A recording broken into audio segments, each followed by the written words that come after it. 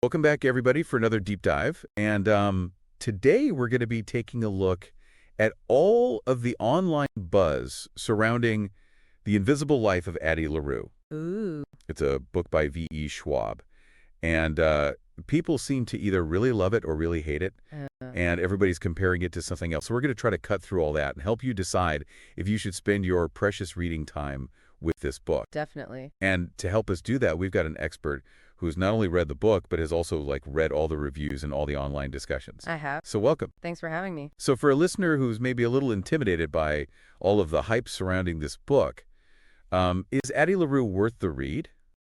I would say that if you are interested in a very character-driven story, and you like books that really explore what it means to live and what it means to be remembered, then yes, I would say it's worth your time. Okay. But I think there's if you are somebody who really wants a fast-paced plot, or if you need to see diverse representation in your stories, then this one might not be for you. Okay, so that's like a conditional yes. Yes. Which is already making me more intrigued. Good. Can you kind of set the stage for us? What is this book actually about? So basically, it's about a woman named Addie LaRue, and she lives in 18th century France. Okay. And she makes a deal with the devil for immortality. Ooh.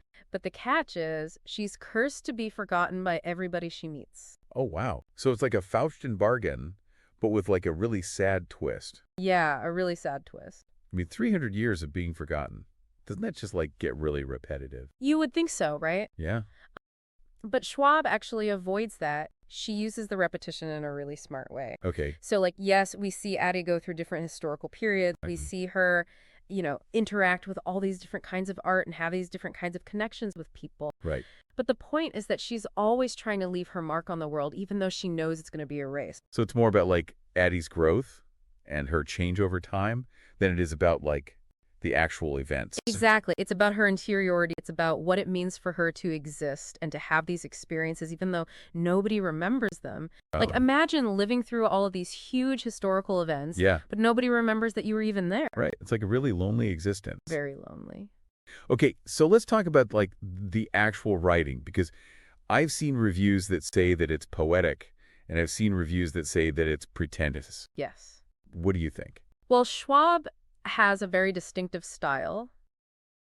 It is lyrical. It's full of imagery. Okay. And she does this thing where she repeats certain words and phrases, almost like, it's like a motif in music. Okay.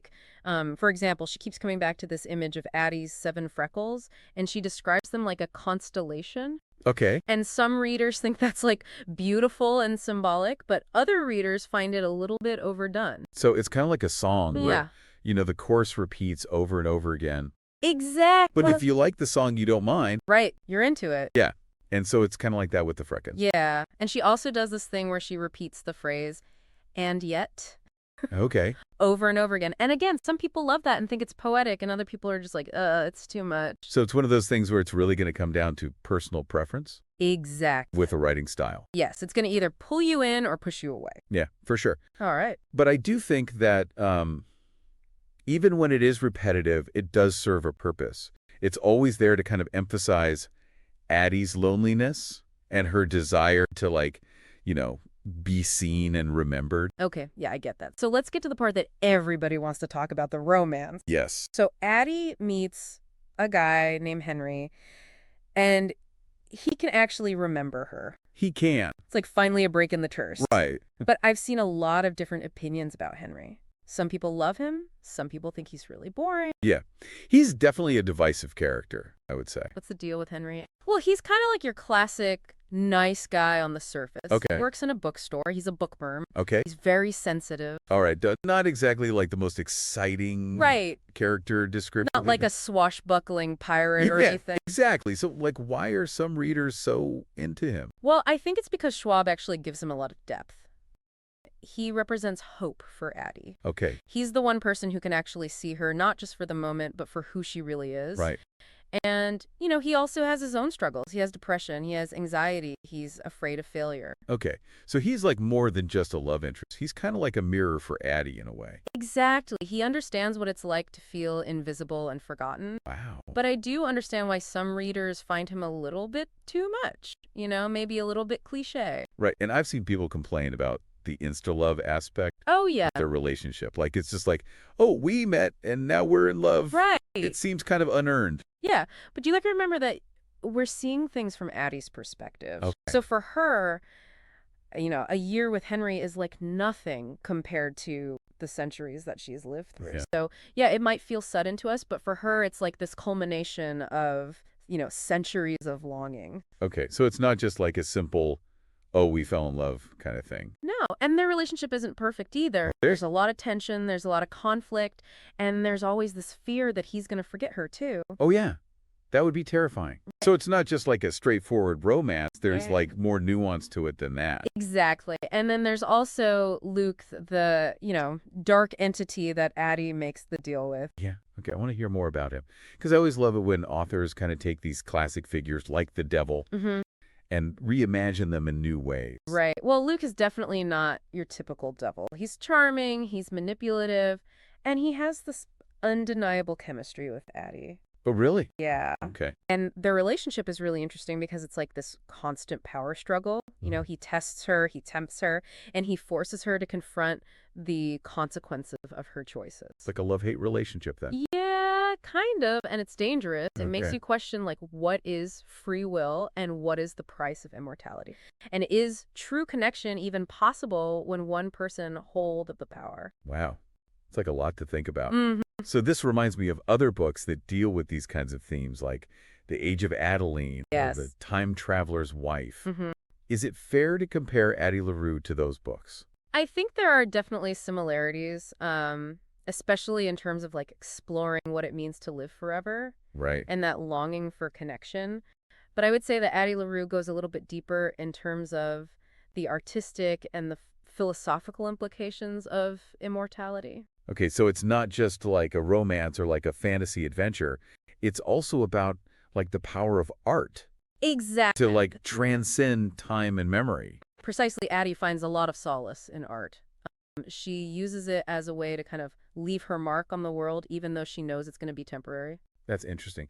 And that kind of makes me think about the comparisons that I've seen to Taylor Swift's song Cardigan, Oh, yeah. because that song is also about memory and nostalgia and, the traces that love leaves behind. Right. It's that same feeling of longing for something that's lost, but that connection, transcends time. Yeah, okay, I can totally see that now. Okay, so you've made a really good case for the book, but are there any criticisms that you think are valid? Well, besides the lack of diversity, which we talked about before, I think some readers find the ending a little bit too neat and tidy.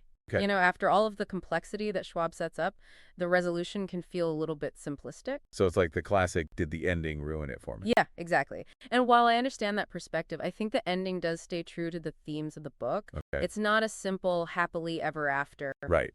but it is a reflection on the choices that we make and the legacy that we leave behind. So it's not a perfect book, No. but it's definitely one that makes you think. Yes. And I think, the fact that people have such strong reactions to it, both positive and negative, that says something about Schwab's writing. Definitely. It means that she's created something that people are connecting with, Exactly. on like a deep level. If it's not always comfortable. Right. It's definitely a book that's going to stick with you. It will. Yeah. So for the listener out there who's maybe still on the fence about this book, let's go back to our original question. Is The Invisible Life of Addie LaRue worth reading? Okay. So I think ultimately it really depends on what you want to get out of a book. If you like stories that are really character driven Yeah. and that explore these big philosophical questions about life and memory and the meaning of art, Right. then I think you would love this book. So like if you're the kind of reader who likes to really like dig into a book and think about the themes Yeah, and have like, those late night existential conversations with yourself. exactly. That's the reader who's going to get the most out of this book. Okay. But if you're looking for something that's like, really fast paced or that has a lot of diversity or that's just like a fun, light read, Right. then this might not be the one for you. Yeah. It's all about, finding the right book for the right mood. Exactly. Not every book has to be for everyone. Yeah, exactly. And I think it's interesting that, this book has gotten such strong reactions from people, It has. both positive and negative. And I think that really speaks to the power of Schwab's writing. I agree. She's created a character and a world that people really connect with, Yeah, even if it's not always a comfortable experience. it's true. Well, you've definitely given me a lot to think about. I'm adding it to my TBR for sure. And listener, hopefully this deep dive has given you a better idea of what this book is all about. I hope so. And whether or not it's something that you want to pick up. Do you have any final thoughts before we let our listeners go off and ponder the mysteries of immortality and being forgotten? I would just say, imagine you could live forever. You could witness centuries of history. You could experience everything that humanity has to offer. Yeah. But nobody would remember that you were ever there. Ooh. Would that be a blessing or a curse? Wow. Okay, that's a question that I'm going to be thinking about for a while. I think I need to go for a walk and get a really strong cup of coffee and process all of this. Listener, thank you so much for joining us for this deep dive into the invisible life of Addie LaRue. Hopefully we've given you a little taste of what makes this book so interesting and so complicated. Until next time, happy reading.